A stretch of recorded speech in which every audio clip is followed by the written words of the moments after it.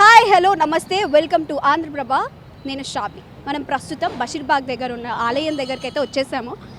22న హైదరాబాద్లో మహా పండుగ, అదే అయోధ్యలో శ్రీరాముడి ప్రతిష్టాపన. కిషన్ రెడ్డితో పాటు చాలామంది అయితే వచ్చేసారు.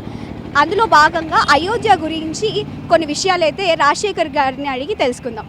నమస్తే అండి. దాదాపు 500 సంవత్సరాలకు పైగా పోరాటం చేస్తూ సాధించుకున్నటువంటి కోట్లాది హిందువుల ఆరాధ్యమైనటువంటి శ్రీరామచంద్రమూర్తి యొక్క జన్మస్థలంలో రామాలయ నిర్మాణం ఈ 22వ తారీఖున ప్రాణ ప్రతిష్ఠ జరగబోతూ ఉన్నది. ఎన్నో కళల పంటగా, ఎందరో బలిదానాల యొక్క త్యాగానికి గుర్తుగా ఒక విజయాన్ని యావత్ హిందూ సమాజం 22వ తారీఖు రోజు ఆవిష్కరించుకోబోతూ ఉన్నది. ఆ సందర్భంగా ప్రియతమ ప్రధానమంత్రి నరేంద్ర మోడీ గారు భారతీయ జనతా పార్టీ కార్యకర్తలందరూ కూడా ఈ యొక్క సందర్భాన్ని పురస్కరించుకొని 15వ తారీఖు నుండి 22వ తారీఖు వరకు కూడా అన్ని దేవాలయాలు శుద్ధి చేసేటువంటి కార్యక్రమాన్ని ఒక పవిత్రమైనటువంటి కార్యక్రమంగా భావించి ఇవ్వట్లని చెప్పేసి మోడీ గారు పిలుపునివ్వడం జరిగింది.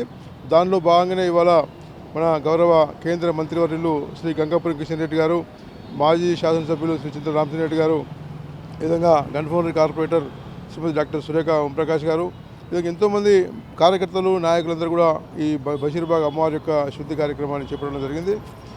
రాబోయేటువంటి ఇంకా మిగతా 5 రోజులలో అన్ని ప్రాంతాల్లో ఇటువంటి కార్యక్రమాలు చేపడుతూ ఉంటాము. దాంతోపాటు 22వ తారీఖు రోజు అయితే భవ్యమైన రామ మందిరం యొక్క ఆవిష్కరణ జరగబోతూ ఉన్నదో ఆ రోజు అన్ని ప్రాంతాలలో కూడా ప్రజలందరినీ కూడా మమేకం చేసే విధంగా ముఖ్యమైన కార్యకర్తలు అందరూ కూడా వాళ్ళ ప్రాంతాలలో ఎల్ఈడి స్క్రీన్స్ కూడా ఏర్పాటు చేసి స్థానిక ప్రజలందరినీ కూడా ఆ రోజు ఒక దగ్గరికి కలిపేటువంటి కార్యక్రమాన్ని కూడా చేపడుతూ ఉన్నాము. దీనికి ముందస్తుగా ఇంటింటికి అక్షతల వితరణ కూడా చేయడం జరిగింది. కాబట్టి ఎన్నో సంవత్సరాల కళ ఫలించబోతూ ఉన్నది. కాబట్టి అందరం కూడా యావత్ హిందూ సమాజంతో కేవలం హిందూ సమాజం మాత్రమే కాకుండా జాతీయవాదులందరూ కూడా, వాళ్ళు ముస్లిమ్స్ అయినా క్రిస్టియన్స్ అయినా, వాళ్ళు కూడా ఇది విధంగా రామమందిరం యొక్క నిర్మాణాన్ని వాళ్ళు హర్షిస్తూ ఉన్నారు. అందుకని ఇది ఒక పండుగలాగా జరుపుకునే వాతావరణం. ప్రజలందరూ కూడా మేము విజ్ఞప్తి చేయడం ఏంటంటే, ఇది ఒక మంచి సువర్ణ అవకాశం, అందరూ దీనిలో భాగస్వామ్యులు కావాలి. అయ్యే భవ్యమైన రామమందిర నిర్మాణంలో ప్రతి ఒక్కరి యొక్క కరసేవ నుంచి మొదలు పెడితే, శిలాన్యాసం నుంచి మొదలు పెడితే, ప్రతి సందర్భంలో పాల్గొన్న అందరి యొక్క కళ నెరవేరుతూ అవుతుంది. కాబట్టి ఒక మంచి పండుగ వాతావరణంలో అందరూ జరుపుకోవాలని చెప్పేసి అందరినీ కూడా యావత్ హిందూ సమాజాన్ని కోరుతా ఉన్నాను. సిటీలో ఫెస్టివల్ ఎలా ఉండబోతోంది అంటే 22న ఘనంగా జరుపుకుంటారు అయోధ్యలో. సిటీలో ఎలా ఉండబోతోంది?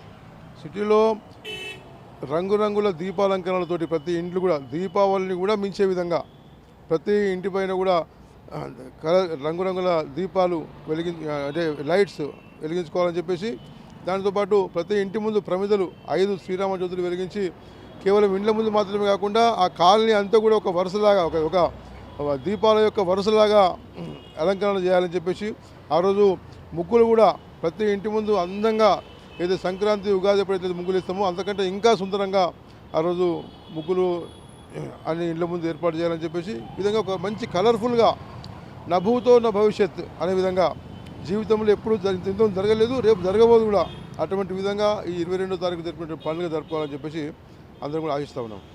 థ్యాంక్స్ అండి.